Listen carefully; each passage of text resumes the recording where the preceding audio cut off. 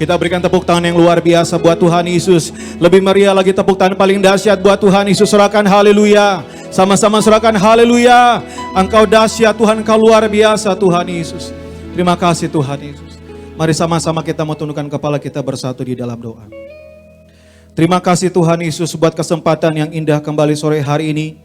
Kami akan membaca, mendengar dan merenungkan firman Tuhan, Injil Kerajaan Surga. Doa kami ya Tuhan, kami tidak hanya cakap dalam mendengar, tetapi biarlah kami juga cakap dalam melakukan firman Tuhan.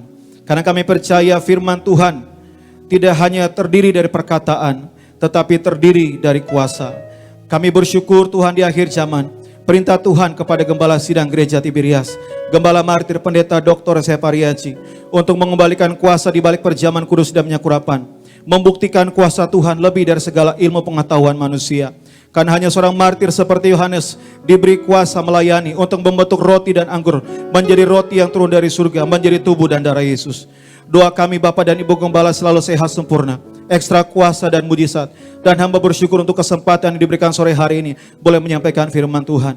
Kami anak-anak muda Buah Nargas dimanapun kami berada, yang mengikuti ibadah live streaming sore hari ini, doa kami ya Tuhan, kami juga dipersiapkan menjadi anak-anak muda yang kudus, suci pikiran, perkataan, perbuatan kami, menjadi misionaris dan menjadi mempelai siap terbang ke surga.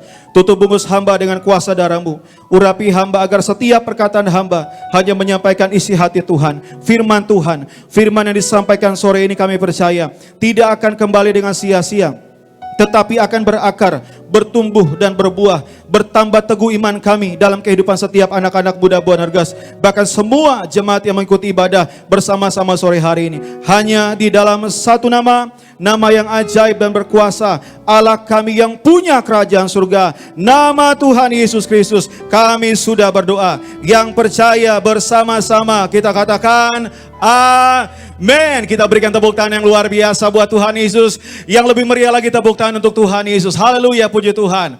Selamat sore, Shalom Buah Nargas. Lebih keras lagi, Shalom Buah Nargas. Apa kabar semuanya?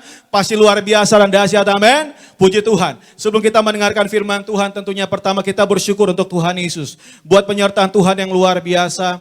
Di sepanjang waktu yang boleh kita lalui di masa-masa pandemi virus corona ini, di dalam beberapa bulan, di dalam beberapa minggu dengan hashtag di rumah saja. Tetapi kita boleh ada dimanapun rekan-rekan muda juga berada. Itu semua karena kebaikan Tuhan. Amin. Ingat, pegang, kita punya Tuhan Allah yang Maha Kuasa. Allah yang Maha Kuasa artinya Dia lebih dari segalanya. Lebih dari setiap tantangan, lebih dari setiap pergumulan, lebih dari setiap sakit penyakit kita. Tuhan yang sama yang akan menyertai, melindungi kehidupan setiap anak-anak muda dimanapun kita berada.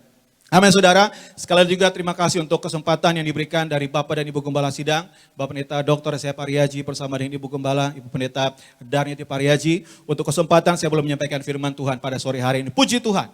Baiklah saudara, sore hari saya akan menyampaikan firman Tuhan. Apa temanya boleh kita tampilkan di sana supaya kita lihat bersama-sama, yaitu ketenangan hidup. Sama-sama dengan saya katakan ketenangan hidup. Ya, saya sekali lagi ketenangan hidup. Oke, puji Tuhan. Mari sama-sama kita buka ayatnya di Mazmur 62, ayatnya yang kedua sampai dengan ayatnya yang ketiga. Dan kita akan loncat ayatnya yang ke-6 sampai dengan ayatnya yang ke-7. Mazmur pada pasal yang ke-62, ayatnya yang kedua sampai dengan ayatnya yang ketiga. Dan kita akan lanjut pada ayatnya yang ke-6 sampai dengan ayatnya yang ke-7. Yang sudah di sana katakan amin. Amin. Mari sama-sama kita baca. Demikianlah bunyi firman Tuhan. 3, 2, ya. Hanya dekat Allah saja aku tenang, daripadanya lah keselamatanku. Hanya Dialah gunung batuku dan keselamatanku, kota bentengku, aku tidak akan goyah. Selanjutnya ayat yang ke-6 dan ayat yang ke-7, slide berikutnya. Hanya pada Allah saja kiranya aku tenang, sebab daripadanya lah harapanku. Hanya Dialah gunung batuku dan keselamatanku, kota bentengku, aku tidak akan goyah. Yang percaya katakan amin. Amin. Dari 4 ayat ini tentu saya yakin saudara tidak asing lagi dengan lagu yang berkata, hanya dekat Allah saja aku tenang, daripadanya lah keselamatanku. Hanya Dia gunung batuku, hanya Dia kota bentengku, aku tidak akan goyah selama-lamanya. Yang percaya katakan amin dulu. Amin, puji Tuhan. Nah saudara, berbicara tentang ketenangan hidup, saya percaya bahwa semua orang pasti menginginkan hidup di dalam ketenangan. Semua orang, setiap suku, kaum, bangsa, dan bahasa menghendaki agar hidup yang dijalani adalah hidup di dalam ketenangan. Baik dia laki-laki, perempuan, dia tua, muda, tanpa kecuali, semua punya harapan yang sama, yaitu hidup di dalam ketenangan. Saya pernah membaca satu artikel, penulis berkata bahwa ternyata ketenangan pada hari-hari ini sudah menjadi kebutuhan manusia yang utama, kebutuhan primer manusia, saudara. Makanya kalau saudara melihat di dalam kitab Pengkhotbah, di sana dengan jelas dikatakan apa? Kita lihat slide berikutnya. Pengkhotbah 4 ayat yang ke-6, di sana dikatakan apa? Segenggam ketenangan lebih baik daripada 2 genggam jeripaya dan usaha menjaring angin. Sekali lagi, segenggam ketenangan lebih baik daripada 2 genggam jeripaya dan usaha menjaring angin. Saudara, ayat ini menggambarkan bahwa walaupun ketenangan itu hanya segenggam, walaupun ketenangan itu hanya sedikit, tetapi ketenangan itu jauh lebih penting daripada usaha orang untuk mati-matian di dalam bekerja untuk memenuhi kebutuhan hidupnya, saudara. Jadi ketenangan itu sangat penting dalam kehidupan kita manusia, saudara. Bahkan apalagi kita sebagai orang-orang percaya, kita yang sudah diselamatkan Tuhan, kita yang sudah mendapatkan penebusan Tuhan, tidak membuat kita bebas dari namanya tantangan, yang namanya pergumulan. Sehingga sepertinya yang namanya ketenangan itu adalah suatu hal yang juga sepertinya susah untuk kita dapatkan. Apalagi kita memulai tahun 2020 dengan banyak hal yang sangat membuat kita sangat terkaget-kaget. Mungkin orang sudah melewati sepanjang tahun 2019, dari Januari sampai dengan Desember, puji Tuhan. Walaupun di sana banyak air mata, tetapi mereka sudah melewati tahun 2019. Sampai mereka masuk di tahun 2020. Untuk wilayah Jabodetabek kita memulai tahun ini dengan banjir di mana-mana. Ya kan saudara? Mau masuk tahun baru orang harusnya bersukacita, bersukaria, tetapi malah banjir di mana-mana. Tidak hanya banjir di mana-mana, kita memulai tahun 2020, mungkin kalau saudara ingat, konflik antara Iran dan juga dengan Amerika mulai memanas. Orang mulai memprediksi, wah kayaknya bakalan terjadi perang dunia ketiga nih. Wah kayaknya bakalan terjadi perang dunia ketiga, wah bahaya nih. Saya waktu pelayanan di Tiberias Bandung, saudara, waktu altar call ada seorang bapak maju ke depan. Saya tanya, Pak mau didoakan apa Pak gitu. Dia bilang ini, Pak pendeta tolong doakan pekerjaan usaha bisnis saya gitu. Saya tanya memangnya kenapa Pak? Wah ini saya lihat berita ini, konflik Iran sama Amerika. Saya enggak tenang Pak pendeta, saya enggak tenang. Saya bilang, loh memangnya kenapa Bapak? Gitu. Kan itu di Iran sama Amerika, Bapak kan tinggalnya di Bandung, jauh sekali Pak. Gitu. Dia bilang, Pak pendeta saya punya usaha, gitu. Saya punya bisnis, dan customer saya itu semuanya dari Iran. Waduh, artinya kalau sampai terjadi konflik antara Amerika dengan Iran, bisa dikatakan bisnisnya pasti mandek, saudara. Akhirnya saya doa, saya ajak dia, Tuhan beri damai sejahtera, ketenangan. Kami punya Tuhan Allah yang Maha Kuasa, Allah yang sanggup memberkati Bapak ini. Sebagaimana janji Tuhan, Tuhan pasti memberkati, memelihara kehidupan kami. Hamba doa berkati Bapak ini, bila tahun 2020. Bila Tuhan membukakan tingkap-tingkap langitmu, sehingga ia dapat memperoleh customer-customer, tidak hanya dari Iran, tetapi dari negara-negara yang lain. Kita memasuki tahun 2020, Januari, Februari, baru sampai dengan Maret, kita diperhadapkan dengan pandemi virus Corona. Efeknya begitu sangat besar. Terjadi PHK di mana-mana. Orang yang tadinya bisa bekerja, akhirnya tidak bisa bekerja. Orang akhirnya hidup di dalam ketakutan, tidak ada ketenangan di dalam hatinya. Tadi siang, saudara, ada sahabat saya. Dia seorang GM hotel, dia telepon saya. Dia bilang gini, Shalom Pak Pendeta, boleh saya telepon? Saya bilang silakan. Pas dia telepon, saya tanya ada yang bisa saya bantu. Dia bilang, Pak Pendeta tolong doakan saya Pak Pendeta. Saya tanya kenapa? Saya punya pekerjaan ini terancam. Saya tanya kenapa memangnya gitu. Dia bilang, saya sudah dengar dari beberapa orang. Kayaknya dalam bulan depan atau bulan Juni atau Juli. Sepertinya saya tidak akan diperpanjang lagi untuk pekerjaan saya ini sebagai GM. Saya khawatir Pak Pendeta, saya takut Pak Pendeta, saya tidak tenang. Nah itu yang kita hadapkan pada hari-hari ini saudara. Ini yang mau saya bagikan bagi saudara, supaya bagaimana kita mendapatkan ketenangan yang sejati. Nah kita lihat slide berikutnya, yang menjadi pertanyaan kita sama-sama pada sore hari ini. Kenapa kita harus menjadi seorang yang tenang? Kalau pertanyaan ini supaya kita lihat, kenapa supaya kita harus menjadi orang yang tenang saudara? Nah kita lihat yang pertama, oke next slide berikutnya.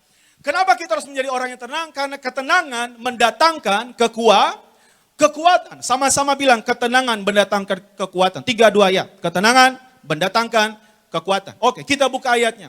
Yesaya 30 ayatnya yang ke-15. Demikianlah bunyi firman Tuhan. Sebab beginilah firman Tuhan Allah yang Maha Kudus Allah Israel. Dengan bertobat dan tinggal diam, kamu akan diselamatkan. Dalam tinggal tenang dan percaya terletak apa? Kekuatanmu. Sekali lagi saya ulangi, ada satu kalimat yang sangat dahsyat. Dalam tinggal tenang dan percaya terletak apa? Kekuatanmu. Luar biasa. Ternyata di dalam ketenangan kita itulah kita mendapatkan kekuatan. Kata siapa? Kata firman Tuhan. Ternyata apa yang disampaikan firman Tuhan ini berbanding terbalik dengan cara berpikir dunia, saudara. Kalau firman Tuhan berkata bahwa di dalam ketenangan kita mendapatkan kekuatan, orang dunia berkata bahwa kalau kita kuat, maka hidup kita pasti tenang. Kalau dia kuat secara materi, hidupnya pasti tenang. Kalau dia kuat punya jabatan yang hebat, hidupnya pasti tenang. Kalau dia kuat mungkin menjadi seorang yang terkenal, hidupnya tenang. Bahkan mungkin kalau dia kuat secara fisik, hidupnya tenang. Sehingga orang berlomba-lomba untuk apa? Memiliki kekayaan yang begitu banyak, jabatan yang luar biasa, ya kan? Mengharapkan apa? Hidup di dalam ketenangan. Tapi kalau coba sama-sama kita lihat pada sore hari, saudara. Kalau kita berpikir sama seperti dunia berpikir, kalau kita kuat secara materi, kita kuat secara kekayaan, bisa membuat hidup kita tenang. Coba kita lihat slide berikutnya. Tentulah seorang yang bernama Adolf Merkel, orang terkaya di Jerman, edisi majalah Forbes 2006, memasukkan dia sebagai 100 orang terkaya di dunia. Dia tidak akan menghidupnya dengan cara yang tragis. Berikutnya lagi, next. Kalau kita berpikir kita kuat secara figur, kita orang yang terkenal, semua orang pengen sama seperti kita, dan hidup kita akan tenang. Tentu seorang Michael Jackson, the king of pop, dia tidak akan mengakhiri hidupnya dengan cara yang tragis. Kalau kita berpikir bahwa kita kuat, punya jabatan yang hebat, saudara, bisa membuat hidup kita tenang. Tentu seorang bernama Getulio Vargas, presiden Brasil, dia tidak akan mengakhiri hidupnya dengan cara yang tragis. Kalau kita berpikir kita kuat, sekali lagi kita cantik, kita ganteng, ya kan? Dan hidup kita akan tenang. Tentu seorang bernama Marilyn Monroe, aktris Amerika, tidak akan menghidupnya dengan cara yang tragis. Tapi saya yakin mungkin kalau zaman sekarang generasi TikTok mungkin gak tahu ya Marilyn Monroe mungkin ya. Kalau kita tahu sekitar tahun 2018 kemarin ada artis Korea namanya siapa? Suli kalau tidak salah. Dia menghidupnya dengan cara yang tragis. Orang semua pengen sama seperti mereka. Terkenal. Tetapi mereka bisa menghidup mereka dengan cara yang tragis.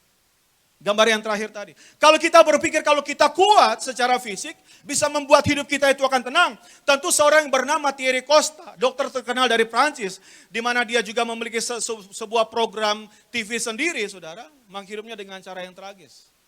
Tidak ada yang salah, saudara. Sekali lagi, tidak ada yang salah di saat engkau punya jabatan yang hebat. Tidak ada yang salah, engkau menjadi orang yang sukses berhasil kaya raya. Tidak ada yang salah, tetapi jangan sampai engkau memiliki dunia, tetapi engkau kehilangan nyawamu. Makanya Papa Riaji sering menyampaikan, apa gunanya kita memiliki dunia beserta isinya, tetapi kita kehilangan nyawanya. Mari anak-anak muda dimanapun kau berada, saya sampaikan pada sore hari, jangan duniawi dalam hidup. Jangan sampai korbankan iman kita, saudara. Jangan kita mencintai dunia lebih dari apapun. Jadikan Yesus di atas segala-galanya di dalam kehidupan kita. Supaya kita sadar bahwa kehidupan kita itu punya tujuan. Tujuan akhir kita itu bukan di dunia ini. Bro, sis, rekan-rekan muda, bapak, ibu. Tujuan akhir kita itu kemana? Tanah air surgawi. Makanya kita dipersiapkan menjadi anak-anak muda, menjadi jemaat yang kudus, misionaris untuk apa? Siap terbang ke surga. Kita tidak pernah tahu kapan Tuhan datang. Tetapi saudara dan saya kita dipersiapkan menjadi mempelai untuk dijemput terbang bersama-sama dengan Tuhan Yesus. Engkau boleh sukses, engkau boleh berhasil, engkau boleh terkenal, engkau boleh cantik, engkau boleh ganteng. Tetapi jangan sampai engkau kehilangan Tuhan. Makanya ada satu ayat yang sangat indah mengingatkan saudara dan saya. Kita buka slide berikutnya. Kita lihat sama-sama di Yohanes 6 ayat 25 sampai dengan ayat yang ke-27. Sama-sama kita baca 3, 2 ya. Ketika orang banyak menemukan Yesus di seberang laut itu, mereka berkata kepadanya, "Rabi, bila mana engkau tiba di sini?" Ayat 26. Yesus menjawab mereka, "Aku berkata kepadamu, sesungguhnya kamu mencari aku, bukan karena kamu telah melihat tanda-tanda, melainkan karena kamu telah makan roti ini dan kamu kenyang." Ayat 27. Bekerjalah bukan untuk makanan yang akan dapat binasa. Ingat anak-anak muda. Bekerjalah bukan untuk makanan yang akan dapat binasa, melainkan untuk makanan yang bertahan sampai kepada hidup yang kekal, yang akan diberikan anak manusia kepadamu. Sebab dialah yang disahkan oleh Bapa Allah dengan materainya. Cari makanan yang kekal, saudara. Di saat kita terima tubuh dan darah Yesus, saudara dan saya, maka kita akan dibangkitkan pada akhir zaman. Amin. Boleh kita berikan tepuk tangan yang luar biasa buat Tuhan Yesus. Nah kalau kita kembali pada poin yang pertama, di dalam ketenangan kita mendapatkan kekuatan. Kita buka sekali lagi, kita buka slide berikutnya. Memiliki satu gambaran yang sangat luar biasa. Kita buka sama-sama di Keluaran 14 ayat 10 sampai dengan 14. Ketika Firaun telah dekat, orang Israel menoleh, maka tampaklah orang Mesir bergerak menyusul mereka. Lalu sangat ketakutanlah orang Israel dan mereka berseru-seru kepada Tuhan. Mereka ketakutan, mereka berseru kepada Tuhan. Next. Dan mereka berkata kepada Musa, apakah karena tidak ada kuburan di Mesir, maka engkau membawa kami untuk mati di padang gurun ini? Apakah engkau perbuat ini terhadap kami dengan membawa kami keluar dari Mesir? Ayat berikutnya, bukankah ini telah kami katakan kepadamu di Mesir, janganlah mengganggu kami dan biarlah kami bekerja pada orang Mesir. Tahan di sana saudara. Seolah-olah Musa mengganggu kehidupan orang Israel. Padahal Musa mau membawa mereka masuk ke tanah perjanjian saudara. Bangsa Israel mereka lupa sewaktu mereka ada di Mesir, mereka bekerja sebagai apa? Sebagai budak. Ketika Musa mau membawa mereka, seolah-olah mereka diganggu sama Musa. Kembali ke ayat yang tadi. Sebab lebih baik bagi kami untuk bekerja pada orang Mesir daripada mati di padang gurun ini. Ayat yang ke-13. Tetapi berkatalah Musa kepada bangsa itu, janganlah takut, berdirilah tetap dan lihatlah keselamatan dari Tuhan yang akan diberikannya hari ini kepadamu. Sebab orang Mesir yang kamu lihat hari ini tidak akan kamu lihat lagi untuk selama-lamanya. Ayat 14 ini luar biasa. Sama-sama kita baca. Saudara siap? Oke? Sama-sama kita baca. 3, 2, ya. Tuhan akan berperang untuk kamu dan kamu akan diam saja. Sekali lagi, Tuhan akan berperang untuk kamu dan kamu akan diam saja. Sekali lagi, Tuhan akan berperang untuk kamu dan kamu akan apa? Diam saja. Kita diam bukan berarti kita pasrah. Kita diam bukan berarti kita menyerah. Kita diam karena kita percaya kita punya Tuhan yang akan berperkara di dalam kehidupan kita. Yang percaya katakan amin. Kita berikan tepuk tangan yang luar biasa buat Tuhan Yesus. Makanya kita menjadi orang-orang yang tenang. Kita kuat. Bukan karena kuat dan hebat kita. Kita menjadi orang-orang tenang, kita kuat. Karena apa? Tuhan yang berperang untuk saudara dan saya. Tuhan menjadikan kita tidak hanya pemenang, tetapi saudara dan saya, kita dijadikan lebih dari pemenang. Yang percaya katakan amin. Kita berikan tepuk tangan yang luar biasa buat Tuhan Yesus. Haleluya. Puji Tuhan. Selanjutnya, kenapa kita harus tenang di dalam hidup ini? Poin berikutnya, next, slide berikutnya. Ketenangan membuat hidup kita menjadi apa? Teratur. Tesalonika 4 ayat yang ke-11. Dan anggaplah sebagai suatu kehormatan untuk hidup tenang, untuk mengurus persoalan-persoalan sendiri dan bekerja dengan tangan seperti yang telah kami pesankan kepadamu. Saudara, kehidupan kita setiap hari itu adalah pilihan. Mulai dari hal-hal yang kecil, saudara bangun jam berapa, saudara mau makan apa, saudara berangkat ke kantor jam berapa, itu adalah pilihan-pilihan yang mungkin yang sering kita lakukan. Tetapi kadang-kala ada begitu banyak pilihan-pilihan harus kita pilih. Dan pilihan-pilihan itu memiliki suatu dampak yang sangat besar di dalam kehidupan kita. Tetapi ketika kita menjadi orang-orang yang tidak tenang, kita menjadi orang-orang mungkin di dalam tekanan, sehingga akhirnya kita membuat suatu keputusan, kita kadang bisa membuat suatu keputusan yang salah di dalam hidup kita. Makanya kadang-kala biasa kalau kita punya masalah, kita punya pergumulan, seringkali dikasih tahu, udah kamu tenang dulu, pikirkan baik-baik. Karena apa? Di saat kita tenang, kita bisa berpikir yang baik. Supaya kita bisa membuat suatu keputusan itu yang terbaik dalam kehidupan kita, saudara. Karena keputusan yang kita ambil di dalam kehidupan kita itu bisa memiliki suatu dampak yang buruk, bahkan atau mungkin bisa memiliki suatu dampak yang sangat baik dalam kehidupan kita. Kita harus tenang, saudara. Saya ingat sekitar 2 tahun yang lalu, saudara, ada suatu insiden di tol Jakarta Cikampek, saudara. Ada 2 mobil. Cuma karena mobil yang di depan ini dia ngerem mendadak, saudara, yang di belakang itu kaget. Jadi yang di belakang itu dia kaget. Padahal nabrak saja enggak, apalagi penyok, saudara. Nah, mobil yang di belakang ini karena dia kaget, dia marah. Tidak dengan hati yang tenang. Dia kejar itu mobil yang di depan, langsung dihalangi, langsung disuruh turun. Akhirnya terjadi suatu tindakan kekerasan. Waktu itu cukup viral, karena apa? Orang yang jadi korban ini, temannya rekam, bikin video. Ujung-ujungnya apa? Orang yang lakukan tindakan kekerasan ini ditangkap polisi, ujungnya apa? Menyesal, saudara. Coba saja kalau dia berpikir dengan tenang, dia akan mulai melihat bahwa apa yang dia alami itu tidak seberapa, cuma kaget doang. Nabrak saja enggak, apalagi penyok, kenapa dia harus marah-marah? Apalagi sampai membuat suatu keputusan yang salah. Ya kan? Mungkin sekesal-kesalnya dia, paling banter, dia bisa kejar itu mobil, dia buka kaca, diteriakin, woi gitu doang cukup. Ya kan saudara? Tapi karena hatinya tidak tenang, dia membuat suatu keputusan yang salah. Yang tadi saya sampaikan, keputusan yang kita buat di dalam hati yang tidak tenang, cenderung bisa membuat suatu keputusan yang salah. Sehingga akhirnya orang yang sedang frustrasi dalam hidupnya, membuat suatu keputusan jatuh di dalam narkoba, pergaulan yang bebas, ya kan? Bahkan mungkin orang bisa menghidupnya dengan cara yang tragis. Karena apa? Membuat suatu keputusan yang salah. Tetapi jangan lupa, di saat hati kita tenang, kita juga bisa membuat suatu keputusan-keputusan yang juga memiliki dampak yang baik dalam hidup kita. Bahkan juga untuk masa depan, bahkan untuk orang banyak, saudara. Salah satu contohnya, tahun 85, Bapak Gembala bersama dengan Ibu, mereka memilih yes untuk panggilan perdebatan mereka. Maka kita melihat pelayanan Tiberias luar biasa, saudara. Ada begitu banyak orang-orang mereka boleh datang kepada Tuhan, mereka boleh terima mujizat Tuhan. Bayi-bayi yang mati dalam kandungan dibangkitkan. Bayi-bayi yang bocor jantung ginjal disembuhkan. Pandreasi yang buta boleh dicelikan. Saya terlalu yakin ada begitu banyak orang di luar sana yang sudah terima mujizat. Cuma mereka belum bersaksi saja, saudara. Kalau saudara kan waktu kita masih ibadah di gereja, saudara bisa melihat warta di depan, ada banyak orang kesaksian. Saya yakin di luar sana begitu banyak orang yang sudah terima mujizat, cuma mereka belum sempat untuk bersaksi. Waktu saya pelayani Tiberias Sunter, habis ibadah saya altar call, biasa saya tanya jemaat yang maju ke depan, Pak, Bu mau didoakan apa? Gitu. Sakit apa Pak, Bu? Gitu. Apa yang mau didoakan? Gitu.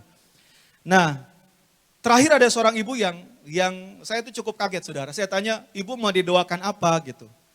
Ibu ini cuma bilang gini, Pak Pendeta saya mau bersyukur Pak. Gitu. Saya tanya bersyukur apa Ibu? Dia bilang gini, 2 minggu yang lalu saya divonis dokter saya punya kista. Terus Ibu, dia bilang, akhirnya hari Minggu saya pergi ibadah di Tiberias Balai Sarbini, Pak Pariaji pimpin perjamuan kudus, saya terima perjamuan kudus. Terus sekarang gimana Ibu? Saya kembali ke dokter yang sama, dokter kaget, kistanya itu sudah hilang. Saya bilang, Ibu harus kesaksian. Ibu hubungi asisten gembala, ada pendeta Gideon, pendeta Jeffrey, pendeta Melvin. Hubungi saudara, Ibu harus memberikan kesaksian. Supaya orang-orang di luar sana mereka juga melihat bahwa betapa sampai hari ini kuasa Tuhan itu nyata di dalam perjamuan kudus dan menyakurapan. Saudara akan terima mujizat Tuhan. Amin. Untuk itu saudara harus tenang supaya apa? Pilihan yang kita lakukan, pilihan yang kita buat menjadi suatu pilihan terbaik dalam kehidupan kita. Maka hidup kita pasti teratur. Itu yang kedua. Yang ketiga, kenapa kita harus senang di dalam hidup ini? Keterangan membuat kita memuliakan Tuhan. Kisah Rasul 11 ayat 18 dikatakan, ketika mereka mendengar hal itu, mereka menjadi tenang lalu memuliakan Allah katanya. Jadi kepada bangsa-bangsa lain juga Allah mengaruniakan pertobatan yang memimpin kepada hidup. Orang yang suka memuji Tuhan, orang yang suka menyembah Tuhan tentu lahir dari hati yang paling dalam, hatinya yang paling dalam. Memuji dan menyembah Tuhan tidak hanya ketika dia berada dalam situasi yang baik saja, tetapi orang yang memiliki hati yang mau bersyukur kepada Tuhan, di tengah-tengah tantangan sekalipun dia bisa memuliakan Tuhan, saudara. Karena orang yang suka menyembah Tuhan, dia selalu percaya bahwa Tuhan bekerja dalam setiap aspek kehidupannya. Sebagaimana firman Tuhan berkata, Allah turut bekerja di dalam segala sesuatu untuk mendatangkan kehidupan bagi setiap orang mengasihi dia. Amin, saudara. Sebagaimana Paulus dan Silas waktu mereka ditangkap, dijeblosin dalam penjara, mereka tidak kecewa sama Tuhan. Tetapi apa mereka lakukan? Malam-malam mereka memuji menyembah Tuhan. Di tengah-tengah situasi yang sulit mereka di penjara, mereka menyembah Tuhan. Sebagaimana pujian yang tadi dinaikkan oleh worship leader kita. Di dalam pujian ada kuasa. Sehingga di saat mereka mulai memuji dan menyembah Tuhan, belenggu yang mengikat mereka terbuka. Penjara yang mengurung mereka terbuka. Ketika kita tenang, kita bisa memuliakan Tuhan. Nyatakan syukur kita. Amin. Yang keempat, selanjutnya, kenapa kita harus tenang dalam hidup ini? Karena ketenangan membuat kita mudah untuk berdoa. 1 Petrus 4 ayat yang ke-7. Kesudahan segala sesuatu sudah dekat. Karena itu kuasalah dirimu dan jadilah tenang supaya kamu dapat berdoa. Kesudahan segala sesuatu sudah dekat. Alkitab berkata pada hari-hari terakhir akan terjadi masa-masa yang sukar. Kata sukar di sana menggunakan bahasa Yunani itu apa? Kalepos. Akan terjadi masa-masa yang sukar, bahkan secara global, saudara. Sehingga akhirnya apa? Orang menjadi takut. Tetapi firman Tuhan tadi katakan apa? Kuasalah dirimu, jadilah tenang supaya engkau bisa berdoa. Karena apa? Orang yang tidak tenang di dalam hidupnya pasti tidak akan bisa berdoa. Saudara, saya mau katakan bahwa iblis tidak bisa mencuri janji Tuhan untuk saudara dan saya. Untuk itu iblis berusaha untuk apa? Mencuri pikiran kita. Dia menaruh ketakutan, dia menaruh kebimbangan, dia menaruh keraguan. Sehingga akhirnya kita tidak fokus kepada Tuhan. Kita fokus kepada masalah kita. Karena ketika kita berdoa, kita sedang fokus kepada Tuhan. Kalau saudara melihat bagaimana kisah waktu Petrus bersama dengan murid-murid. Waktu mereka berjalan bersama dengan Yesus, Yesus katakan kepada murid-murid, silakan mendahului Yesus. Karena Yesus mau berdoa di atas gunung. Tiba-tiba malam-malam Yesus datang menghampiri mereka dengan cara yang luar biasa. Yesus berjalan di atas air. Di dalam perahu murid-murid mereka bagi dua. Ada yang bilang, itu Tuhan, itu hantu, itu Tuhan, itu hantu, itu Tuhan. Dan Petrus berkata, Rabi kalau memang itu engkau, suruh aku berjalan di atas air. Yesus berkata apa? Mari. Seketika Petrus dia keluar dari perahu. Dan Alkitab berkata, dia berjalan di atas air. Artinya apa? Dia berjalan di dalam mujizat. Tetapi ketika dirasanya tiupan angin itu, akhirnya dia mulai takut dan dia menjadi tenggelam. Kadangkala kita lupa, di saat kita terima tubuh dan darah Yesus, kadangkala kita lupa bahwa kita sedang berjalan di dalam berkat Tuhan. Kita sedang berjalan di dalam mujizat Tuhan. Tetapi kita membiarkan keadaan sekitar, perkataan orang, bahkan keadaan dunia mempengaruhi kehidupan kita. Sehingga akhirnya kita tidak fokus lagi kepada Tuhan. Kita fokus kepada keadaan sekitar kita. Sehingga kita sama seperti Petrus, kita menjadi tenggelam. Untuk itu saudara, engkau harus tenang supaya apa? Supaya engkau bisa berdoa. Karena di saat kita berdoa di hadapan Tuhan, kita yakin apa yang kita doakan Tuhan pasti dengar, Tuhan pasti jawab. Amin. Boleh kita berikan tepuk tangan yang luar biasa buat Tuhan Yesus. Nah, pertanyaan yang berikutnya, kalau begitu, bagaimana supaya kita bisa hidup di dalam ketenangan? Langsung saja, poin yang pertama, menyadari bahwa hanya Tuhan sumber ketenangan di dalam kehidupan kita. Kita kembali di ayat yang tadi kita buka di awal, Mazmur 62, lanjut saja, Mazmur 62, ayat 2 sampai dengan 3. Hanya dekat Allah saja aku tenang, daripadanya lah keselamatanku. Hanya dialah gunung batuku dan keselamatanku, kota bentengku, aku tidak akan goyah. Selanjutnya lagi, ayatnya yang ke-6 dan yang ke-7. Hanya pada Allah saja kiranya aku tenang, sebab daripadanya lah harapanku. Hanya dialah gunung batuku dan keselamatanku, kota bentengku, aku tidak akan goyah. Saudara lihat, pemazmur 4 kali mengulang berkata, hanya dekat Allah saja. Apalagi, hanya dialah gunung batuku. Apalagi, hanya pada Allah saja. Hanya dialah. Pemazmur ingin menyatakan bahwa hanya Tuhanlah. Sekali lagi, hanya Tuhanlah sumber ketenangan di dalam kehidupan kita. Tidak ada yang lain. Karena ketika kita mengandalkan ketenangan kita dari kekuatan dunia, maka saudara dan saya, kita akan menemukan ketenangan yang semu. Ketika kita diperhadapkan dengan masalah, maka kita akan menjadi orang-orang yang gampang rontok. Boleh slide berikutnya. Makanya seorang Blaise Pascal, yang kita kenal dia sebagai seorang ilmuwan, dia sebagai seorang fisikawan, dan ternyata dia seorang rohaniawan. Apa yang dikatakan Blaise Pascal? Dalam hati manusia terdapat ruangan kosong yang tak dapat diisi oleh apapun, bahkan oleh seisi dunia. Karena ruang yang satu itu adalah milik Yesus. Artinya apa? Selama hati manusia tidak mengizinkan Yesus hadir dan memerintah atas hidupnya, maka selama itu pun hanya ketenangan semu dan kekosongan belaka yang ia rasakan. Untuk itu, kita harus memiliki suatu kepercayaan bahwa hanya Yesuslah satu-satunya sumber ketenangan dalam hidup kita. Yang percaya katakan amin. Berikan tepuk tangan yang luar biasa buat Tuhan Yesus. Lanjut yang kedua, bagaimana supaya kita bisa tenang dalam hidup ini? Kita harus memiliki penguasaan diri. Sama-sama bilang penguasaan diri. 1 Petrus 4 ayat 37 tadi, kembali kita buka, next. Kesudahan segala sesuatu sudah dekat, karena itu kuasalah dirimu, jadilah tenang supaya kamu dapat apa? Dapat berdoa. Orang yang memiliki penguasaan diri, artinya orang yang biasa berpikir yang baik. Bukan menjadi orang yang suka negatif thinking mulu. Iya kan? Orang yang suka berpikiran yang buruk terus. Makanya dalam Filipi 4 ayat 8 dikatakan semua yang baik, semua yang manis, semua yang sedap didengar. Pikirkanlah semuanya itu. Jangan biarkan perkataan orang, jangan biarkan keadaan sekitar mempengaruhi hidupmu. Hidupmu tidak ditentukan oleh perkataan orang. Hidupmu tidak ditentukan oleh keadaan sekitar. Tetapi hidupmu dan hidupku ditentukan oleh firman Tuhan. Amin.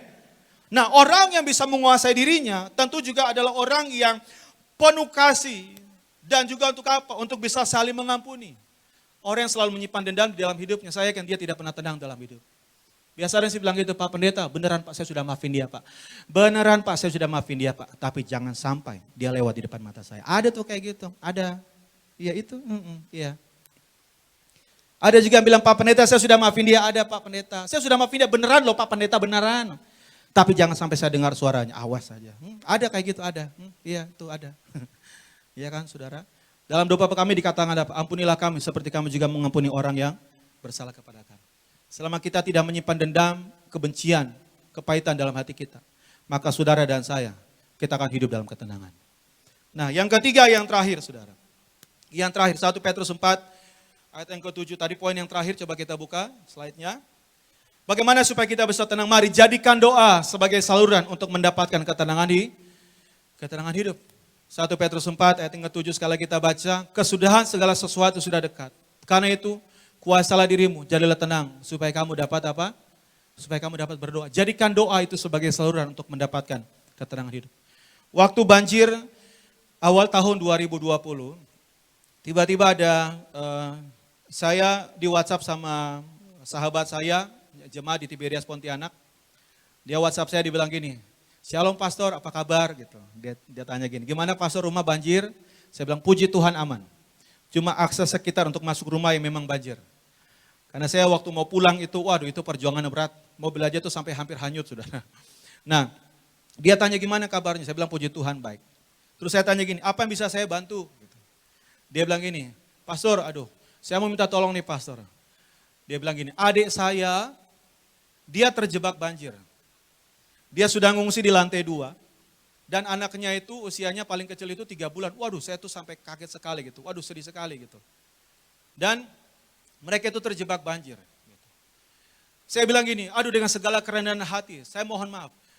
Karena saya juga untuk keluar dari rumah ini sangat sulit sekali. Apalagi saya tahu tempat di mana dia sebutkan itu perumahan itu memang udah wilayah banjir. Untuk masuk ke sana harus memiliki perlengkapan yang sangat lengkap sekali. Terus saya tanya, apa yang bisa saya bantu gitu. Dalam keterbatasan yang saya miliki, apa yang bisa saya bantu? Dia bilang gini, saya menghubungi ke beberapa nomor-nomor ini, tetapi ternyata tidak nyambung. Saya bilang, oke, saya bantu. Saya buka gadget saya, dan saya berusaha mencari komunitas-komunitas yang untuk menolong orang di Bekasi, ya kan? Tim SAR gitu. Saya mencari sebanyak-banyak saya, dan saya kasih sebanyak-banyaknya ke dia. Nah, dia bilang terima kasih Pastor. Apa yang mau saya sampaikan di tempat ini? Saudara bayangkan aja, orang yang terjebak banjir di Bekasi, dia minta tolong kepada saudaranya yang ada di mana? Di Pontianak. Jauh, jauh. Apalagi kalau jalan kaki, jauh sekali saudara. Jauh. Yang jadi masalah kalau dia sudah terjebak banjir, handphonenya udah lowbat, nggak ada power bank, listrik mati. Waduh, gimana mau bisa minta tolong? Saudara bayangkan aja, dia minta tolong kepada saudaranya yang ada jauh di Pontianak. Tentunya saya yakin bahwa dia juga menghubungi saudara-saudaranya yang lain di wilayah Bekasi dan sekitarnya. Dan orang yang minta tolong ini pasti dia memiliki suatu pengharapan.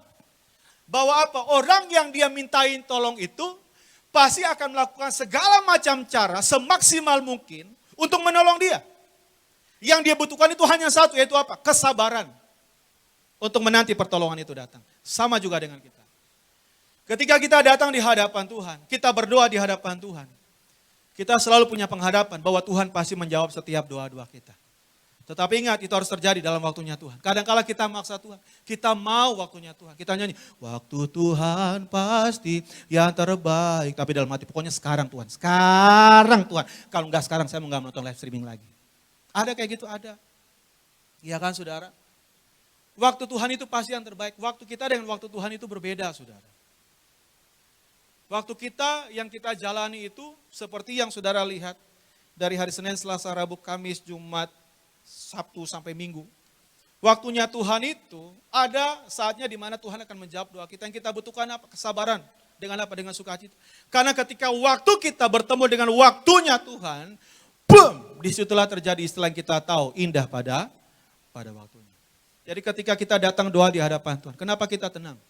Karena kita punya pengharapan bahwa Tuhan pasti menjawab setiap doa-doa kita. Amin saudara? Amin. Nah saya simpulkan slide yang berikutnya. Saat ketenangan kita bergantung pada dunia, maka kita akan mendapatkan ketenangan yang semu. Tetapi saat ketenangan kita bergantung pada Tuhan, maka kita akan memiliki ketenangan yang sejati. Slide berikutnya, kalau saya boleh mengutip tulisan dari Bapak Gembala di dalam buku Saya Digandeng Tuhan Yesus ke Surga. Pak Pariaji menulis bahwa dengan air mata pertobatan, dengan air mata mencintai Tuhan Yesus di atas segala-galanya. Dengan tidak saya sadari, badan saya terasa ringan, terasa sehat, dan akhirnya saya bebas dari kelumpuhan, dan saya disembuhkan. Mungkin saudara pernah menyaksikan kesaksian dari Ibu Gembala, Ibu Pariaji. Waktu beliau di dalam keadaan sakit, 3,5 tahun, dokter juga tidak bisa menyembuhkan sakit penyakitnya. Dokter juga bingung sakit apa. Waktu itu Ibu Gembala sedang mengantarkan anaknya ke sekolah TK dan melewati satu gereja. Dan di dalam hati memiliki satu keinginan untuk masuk di dalam gereja tersebut. Tetapi ada ketakutan karena saat itu masih beragama nenek moyang. Waktu Ibu Gembala masuk ke gereja tersebut, beliau duduk di dalam dan beliau berkata merasakan suatu kedamaian, ketenangan yang belum pernah beliau rasakan. Dan beberapa kali beliau datang ke gereja tersebut. Apa yang terjadi? Sakit yang diderita selama 3,5 tahun disembuhkan Tuhan. Kaki yang bengkak, kempes. Karena hanya dekat Allah saja kita merasa tenang. Kalau hari-hari ini ketenangan itu sepertinya jauh dari hidupmu, mari datang kepada Tuhan. Bela firman Tuhan pada sore hari ini menguatkan setiap kita. Kita harus tenang. Karena apa? Karena ketenangan memberikan kekuatan bagi setiap kita. Karena ketenangan membuat kehidupan kita menjadi teratur. Karena ketenangan membuat saudara dan saya kita bisa memuliakan Tuhan. Karena ketenangan membuat kita bisa berdoa kepada Tuhan. Ingat, saudara, bahwa hanya Yesus satu-satunya sumber ketenangan dalam hidup kita. Maka kita akan menemukan ketenangan yang sejati, saudara. Milikilah penguasaan diri di dalam hidup. Hari-hari terakhir akan terjadi masa-masa yang sukar. Tetapi engkau harus tenang. Kenapa? Janji firman Tuhan. Secupak gandum sedinar, 3 cupak jelas dinar. Janganlah rusakkan minyak dan anggur itu. Penyertaan perlindungan yang sejati Tuhan sediakan saudara dan saya di dalam kuasa tubuh dan darahnya. Amin saudara. Mari sejenak. Ingat bahwa Yesus jadikan dia segala-galanya di dalam kehidupan. Di saat kita menjadikan kekuatan dunia ini, kekayaan, jabatan, bahkan mungkin ketenaran kita, maka kita akan mendapatkan ketenangan yang semu. Ketika kita diperhadapkan dengan masalah tantangan, maka kita akan menjadi orang yang nomor 1 yang akan menyerah. Tapi kita menjadikan Yesus sebagai sumber ketenangan di dalam kehidupan kita. Kau boleh ada dalam masa-masa yang sulit. Tetapi ada tangan Tuhan yang kuat. Yang selalu memegang tangan dengan erat. Dia tidak pernah meninggalkan kita. Dia akan selalu bersama-sama dengan kita. Karena dia Allah yang Immanuel, yang ada di dalam kita. Mari datang di hadapan Tuhan sore hari ini. Dengan segenap hatimu, kita mau katakan bahwa ketenangan, kedamaian yang sejati hanya kita dapat di dalam Tuhan Yesus. Terima kasih Tuhan buat firman yang boleh kami terima pada sore hari ini. Di dalam Tuhan kami tenang, karena hanya dekat Allah saja kami akan merasakan ketenangan yang sejati. Dan kami bersyukur sebentar kami akan memberikan persembahan ucapan syukur kami pada sore hari ini. Berkati setiap jemaat Tuhan dimanapun berada. Tangan-tangan yang memberi Tuhan Yesus memberkati. Dalam setiap pekerjaan mereka.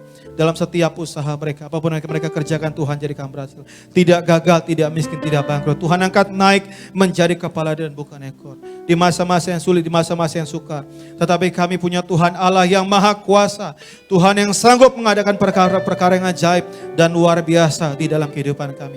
Tuhan tidak pernah meninggalkan kami. Tuhan pasti memberkati setiap. Kami berkati setiap jemaat Tuhan. Tuhan. Kesehatan, umur panjang Tuhan berikan bagi setiap mereka. Kemanapun kami melangkah, tempat yang mereka injak menjadi berkat di dalam nama Tuhan Yesus. Bila dengan hati bersyukur yang terbaik kami berikan hanya di dalam nama Tuhan Yesus kami berdoa. Yang bersuka cita siap memberikan terbaik. Sama-sama kita mau katakan amin. Berikan tepuk tangan yang luar biasa buat Tuhan. Masuk di dalam sakramen perjamuan kudus. Mari bagi yang iman percaya kita di hadapan Tuhan. Mari percaya dalam sakramen perjamuan kudus yang benar. Ada kuasa, mujizat pasti terjadi buat setiap kita.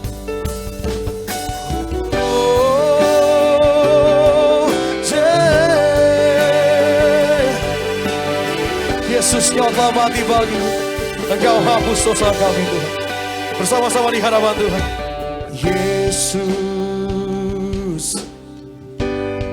Kau telah mati bagiku, hapus dosaku. Oh Yesus, Kau telah bangkit dari maut, kemenangan.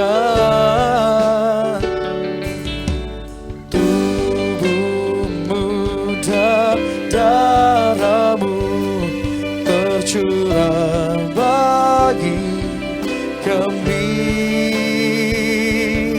menyucikan, menyembuhkan, sempurnakan hidup kami. Tubuhmu, darahmu Yesus, tubuhmu dan darahmu tercurah bagi kami, menyucikan, menyembuhkan, sempurnakan hidup kami. Tubuhmu Yesus menyembuhkanku. Kita bagi berdiri bersama-sama. Kita sambut sakramen perjamuan kudus di malam hari ini. Ku jadi baru karena kasih-Mu. Haleluya, haleluya. Tubuhmu Yesus, tubuhmu Yesus menyembuhkanku. Darahmu Yesus menyucikanku. Ku jadi baru karena kasih-Mu. Haleluya, haleluya. Kita sama-sama persiapkan hati kita untuk masuk di dalam sakramen perjamuan kudus. Sebelum saya baca dari Yohanes 6 ayatnya yang ke-53 sampai dengan ayatnya yang ke-58. Maka kata Yesus kepada mereka, Aku berkata kepadamu, sesungguhnya jikalau kamu tidak makan daging anak manusia dan minum darahnya, kamu tidak mempunyai hidup dalam dirimu. Barang siapa makan dagingku dan minum darahku, ia mempunyai hidup yang kekal, dan aku akan membangkitkan dia pada akhir zaman. Sebab dagingku adalah benar-benar makanan, dan darahku adalah benar-benar minuman. Barang siapa makan dagingku dan minum darahku, ia tinggal di dalam aku, dan aku di dalam dia. Sama seperti Bapa yang hidup mengutus aku, dan aku hidup oleh Bapa. Demikian juga barang siapa yang memakan aku, akan hidup oleh aku. Inilah roti yang telah turun dari surga, bukan roti seperti yang dimakan nenek moyangmu, dan mereka telah mati. Barang siapa makan roti ini, ia akan hidup selama-lamanya. Dari Matius 26, ayat yang ke-26. Dan ketika mereka sedang makan, Yesus mengambil roti, mengucap berkat, memecah-mecahkannya, lalu memberikannya kepada murid-muridnya dan berkata, ambillah, makanlah, inilah tubuhku. Mari sama-sama kita mengangkat roti yang ada di tangan kita, yang akan dibentuk menjadi tubuh Kristus. Mari bersama-sama ikuti saya. Dalam nama Tuhan Yesus, inilah roti yang turun dari surga. Inilah tubuh Yesus Kristus yang tertombak dan tertikam di atas kayu salib. Pertama, memberikan kami bersama keluarga keselamatan, memberikan kami hidup kekal di dalam kerajaan surga. Kedua, tubuh Kristus yang ditombak dan ditikam di atas kayu salib untuk menyempurnakan agar tubuhku, jiwa dan rohku sempurna sehat, sempurna untuk dibangkitkan pada akhir zaman. Yang ketiga, tubuh Kristus yang ditombak, ditikam di atas kayu salib agar kami semua bersama keluarga mulai hari ini kami tidak terkapar di meja operasi, tidak terkapar di rumah sakit, tidak terkapar di ruang ICU, tidak lumpuh, tidak pikun, tidak koma. Aku tolak sakit kanker, aku tolak sakit tumor, tidak sakit ginjal, tidak cuci darah. Aku tolak sakit jantung, aku tolak flu burung, aku tolak virus corona. Dimanapun kami melangkah, dijaga malaikat, tidak jatuh, tidak bahaya, tidak celaka. Dalam nama Tuhan Yesus, inilah roti yang turun dari surga, inilah tubuh Yesus Kristus. Sama-sama kita makan, inilah tubuh Yesus Kristus.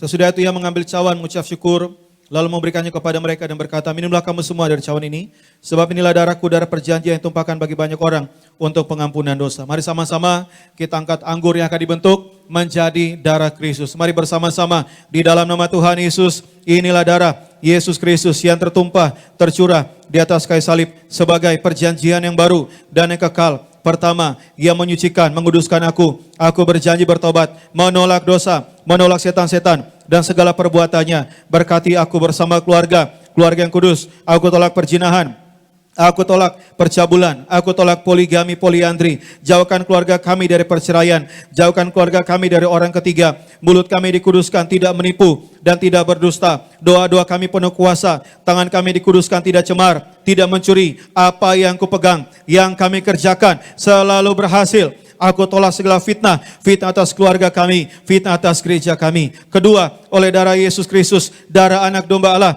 kami semua termeterai menjadi warga surga. Sebagai warga surga, kami semua berkumpul di bumi, berkumpul di surga. Kami punya rumah di bumi, punya rumah di surga. Yang ketiga, oleh tetes darahnya, oleh bilur-bilurnya, segala penyakit sembuh hari ini. Dari ujung rambut sampai telapak kaki, kami semua sehat sempurna. Tidak sakit kepala, tidak migrain, tidak vertigo. Aku tolak bodoh pelupa. Anak-anakku pandai cerdas, punya masa depan indah. Oleh darah Yesus, jantungku sehat sempurna. Tidak sakit jantung, tidak dioperasi, tidak serangan jantung. Oleh darah Yesus, ginjalku sehat sempurna, tidak gagal ginjal, tidak cuci darah. Oleh darah Yesus, paru-paruku bersih normal, tidak ada flek, tidak sakit paru-paru, tidak sakit asma, tidak sakit TBC. Oleh darah Yesus, darahku normal, tidak darah tinggi, tidak darah rendah, tidak darah manis. Aku tolak hepatitis, diabetes, aku tolak demam berdarah, aku tolak sinusitis, aku tolak alergi udara, alergi makanan. Tulang-tulangku sempurna sehat, tidak keropos tulang, tidak kanker tulang, tidak saraf kejepit. Aku tolak batu di pedu, aku tolak sakit pankreas, urapi liverku sempurna sehat, tidak kanker liver. Aku tolak sakit perut, sakit ma. Hari ini aku diberkati, bebas virus corona, bebas flu burung. Hari ini aku sehat, aku pulih, aku sehat. Jangan dulu diminum, saudara-saudara masing-masing berdoa. Kalau ada yang sakit, pada sore hari dimanapun saudara berada, mari percaya oleh bilur-bilur darah Tuhan Yesus, engkau terima kesembuhan, terima pemulihan. Terima kasih Tuhan Yesus, terima kasih.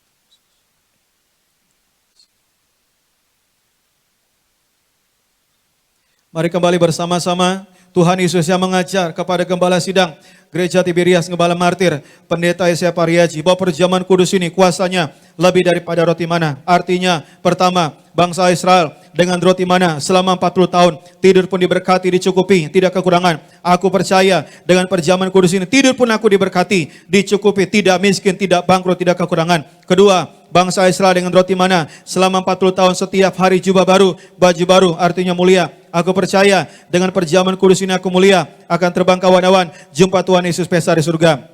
Ketiga, bangsa Israel dengan roti mana selama 40 tahun, selalu kasut baru, sepatu baru, artinya punya roh majikan. Aku percaya dengan perjamuan kudus ini aku diangkat naik, punya roh majikan, tidak jari ekor, tetapi jari kepala, tidak gagal, tidak bangkrut, tidak hutang-hutang. Pekerjaanku, usahaku, bisnisku, daganganku, tokoku, bengkelku, setiap proyekku, keluargaku, bahkan pelayananku diberkati Tuhan 10 kali ganda, 100 kali ganda. Segala penderitaan, segala penyakit hari ini disembuhkan, diselesaikan di atas kayu salib. Dalam nama Tuhan Yesus, inilah darah kehidupan, inilah darah kebangkitan, inilah darah Tuhan Yesus Kristus. Sama-sama kita minum, inilah darah Tuhan Yesus.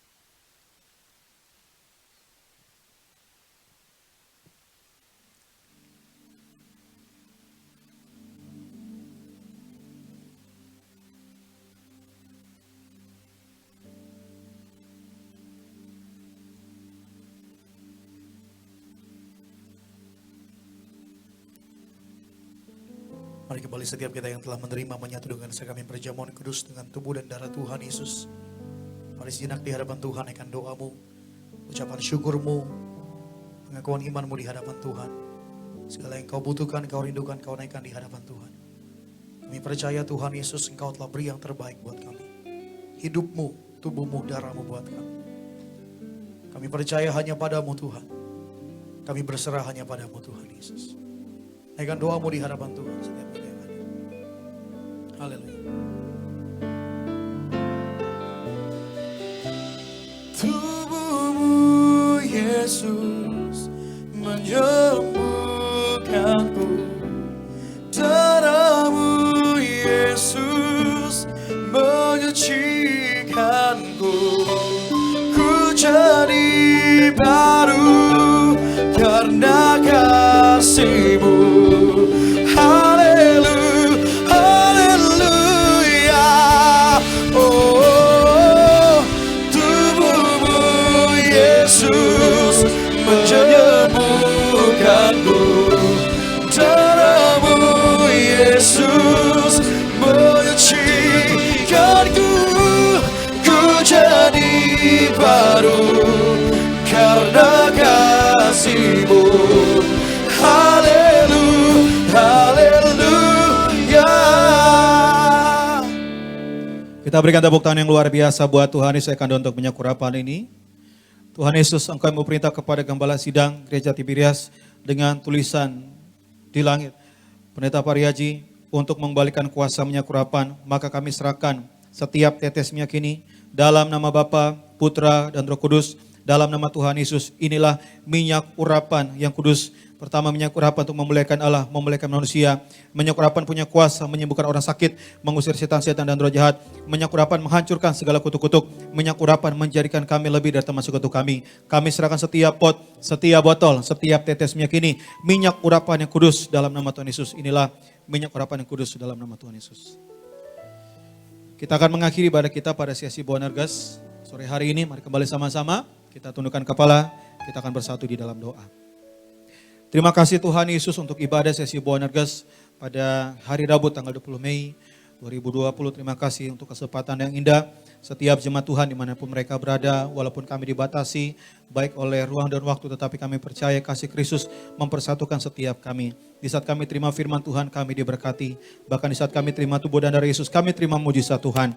Bahkan kami percaya yang sakit Tuhan sudah sembuhkan, yang terikat Tuhan sudah lepaskan, yang terluka Tuhan sudah berikan penghiburan di dalam nama Tuhan Yesus. Kami menaikkan doa-doa kami di hadapan-Mu. Pertama kami berdoa berkati yang terkasih Bapak Gembala Sidang dan juga Ibu Gembala yang kami kasihi, Bapak Pendeta Dr. Saya Pariaji. Bersama dengan Ibu Pendeta Darinti Pariaji diberkati Tuhan, selalu sehat sempurna, ekstra kuasa, ekstra mujizat kemanapun melangkah Tuhan, jaga Tuhan sertai panjang umur Tuhan berikan di dalam nama Tuhan Yesus untuk menuai banyak jiwa-jiwa, begitu banyak mujizat yang indah boleh dinyatakan di dalam pelayanan Gereja Tiberias. Kami juga berdoa bagi pimpinan kami, berkati Bapak Pendeta Muda Aristo Pariaji diberkati Tuhan bersama keluarga, berkati juga Bapak Argo Pariaji diberkati Tuhan senantiasa dalam pelayanan, diberkati penuh kuasa, penuh kemuliaan, dan juga semua rekan-rekan hamba-hamba Tuhan, berkati para asisten gembala, diberkati Bapak Pendeta Gideon Simanjuntak, Bapak Pendeta Jeffrey Adolfani, Bapak Pendeta Melvin Tuela, diberkati, dan juga kami doa juga untuk semua rekan-rekan staf gembala sidang, diberkati Bapak Pendeta Markus Mercio, Patinama diberkati, Pendeta Lukas Ferry diberkati, Pendeta Marcel Sairang diberkati, dan juga berkati juga Pendeta Alexander Simanjuntak, diberkati Tuhan senantiasa, apapun dalam setiap pelayanan mereka diberkati penuh kuasa, penuh kemuliaan, apa yang menjadi setiap pelayanan mereka ada tanda kuasa mujizat Tuhan nyatakan, senantiasa diberkati Tuhan senantiasa. Dan juga kami doa untuk semua rekan-rekan yang boleh melayani pada saat sore hari ini, diberkati Tuhan senantiasa, baik para tim media diberkati, baik Pak Boas, Pak Edison, Pak Mario, Pak Juan, Pak Gimin, Pak Musa, Pak Victor, Pak Ruben, semua diberkati Tuhan senantiasa, kemana melangkah Tuhan, jaga Tuhan sertai, dan juga berkati untuk tim event JP bersama dengan semua rekan-rekan diberkati Tuhan, dan juga para worship team yang melayani pada sore hari ini, berkati Evangelis Glenn Immanuel diberkati, Dev juga diberkati, baik para tim musik juga diberkati, catur, Melvin, Niko dan juga Ivan diberkati. Bahkan semua yang membantu di dalam pelayanan pada sore hari ini, baik soundman, baik itu Bang Tulang diberkati, Dodi juga Mas Sayoko diberkati, semua yang melayani pada saat sore hari ini diberkati Tuhan, penuh kuasa, penuh kemuliaan. Apa menjadi setiap harapan kerinduan mereka, bila Tuhan campur tangan, Tuhan jadikan berhasil senantiasa. Dan juga kami doa untuk ibadah pada sesi yang berikutnya di tempat yang Tuhan Yesus memberkati, yang menyampaikan firman Tuhan Pendeta John Fernando, dia juga diberkati penuh kuasa, penuh kemuliaan di dalam nama Tuhan Yesus. Terima kasih Tuhan buat sore hari ini. Terima kami sudah memuji Tuhan, kami sudah terima firman Tuhan, kami sudah terima perjamuan kudus, kami sudah menaikkan setiap doa syafaat kami, karena kami percaya apa yang kami doakan Tuhan pasti dengar, Tuhan pasti jawab di dalam nama Tuhan Yesus. Ajar kami Tuhan untuk kami hidup tenang di dalam Tuhan, kemanapun kami melangkah, di tengah-tengah masalah, di tengah-tengah pergumulan kami hadapi, Tuhan pasti memberikan ketenangan bagi setiap kami di dalam nama Tuhan Yesus. Kami bersyukur Tuhan, kami sudah datang di tempat ini, kami sudah memuji dan menyembah Tuhan, kami sudah terima berkat Tuhan, dan biarlah kami akan mengakhiri pada saat ibadah sore hari ini, kami akan terima berkat daripada Tuhan Yesus. Mari rekan-rekan muda dimanapun saudara berada, arahkan hatimu dan angkat tanganmu, terimalah berkat Tuhan. Tuhan memberkati engkau dan melindungi engkau. Tuhan menyertai engkau dengan wajahnya, memberi engkau kasih karunia. Tuhan mengadakan wajahnya kepadamu, memberikan engkau damai sejahtera. Terimalah berkat damai sejahtera dari Allah Bapa, cinta kasih dari Tuhan Yesus, serta penyertaan masih dari Roh Kudus akan menyertai kita mulai dari saat ini sampai Maranatha. Tuhan Yesus datang kedua kali menjemput kita di awan-awan permai. Kita tidak hanya berkumpul di bumi, tetapi sama-sama kita berkumpul di dalam kerajaan surga sepanjang masa diam di dalam rumah Tuhan. Yang percaya sama-sama kita katakan, amin.